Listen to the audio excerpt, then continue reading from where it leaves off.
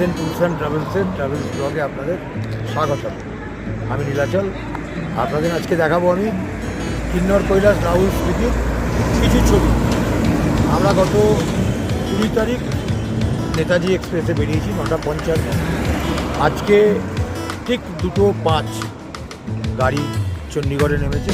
আমরা 2:05-এর পর আমরা আমাদের এই দুটো বাহন গোপাল একটু দেখিয়ে দেবে। হ্যাঁ, এই দুটো বাহনের পরে আমরা 21 জন আমাদের রাহুল আমরা প্যাকেজে বেরিয়ে পড়েছি। আমি গোপালকে একটু বলবো সবাইকে একটু চারপাশের ভিউটা দেখাতে, যে আমাদের শুরুর যে ভিউ, আমরা এই শুরুর ভিউতে এসে পৌঁছেছি। আমাদের প্যাসেঞ্জারদের আজকে ভোরবেলা একটু চা খাওয়ার জন্য দাঁড়িয়েছি আমরা। আমাদের এই ট্যুরে আমরা ঘুরবো, সারাহান ঘুরবো, আমরা বাংলা যাবো, চিত্তুর যাবো, কল্পা যাবো, আমরা নাকো যাবো, চন্দ্রতাল, মানালি, বড়াচর হয়ে আমরা চণ্ডীগড়ে পৌঁছবো। এর মাঝখানে আমি মাঝে একটু ইন্টারাপ্ট করছি। চন্দনদা আমাদের এই সাথে এসেছে। প্রথমবার নীলাচলের সঙ্গে এসেছি, অনেক নাম শুনেছি। যদি বেটার হয় আমরা আবার ডিসেম্বরে আসবো উইথ নীলাচল।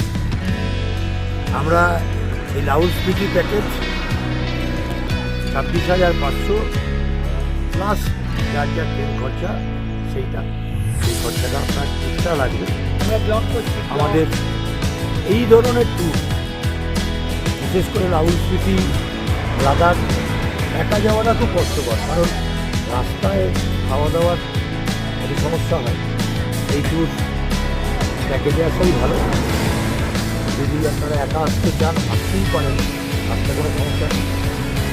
যদি একটু সমস্যা হয় খাওয়া দাওয়ায়, আমি আজকে আরও দেখাবো। সারাহানে থাকবো, আমি সারাহানের ছবি দেখাবো। লোকে ভীমাকালী মন্দির দেখতে যায়। আমাদের এই সফরে আমরা ভীমাকালী মন্দিরে গেস্ট হাউসেই থাকবো। এরপরে আমরা আস্তে আস্তে প্রত্যেক দিনের ভিডিও আপলোড করব। আপনারা ভালো লাগলে লাইক করুন, শেয়ার করুন, সাবস্ক্রাইব করুন, আমাদের সঙ্গে থাকুন। আমার ফোন নাম্বার দেওয়া থাকবে, আপনাদের প্রয়োজনে যোগাযোগ করুন। সঙ্গে আর একটা অনুরোধ, আন্তরিকতার সঙ্গে যদি ট্যুর করতে চান নীলাচল দাসের সঙ্গে ধন্যবাদ। ভালো থাকুন, সুস্থ থাকুন, ঘুরতে থাকুন।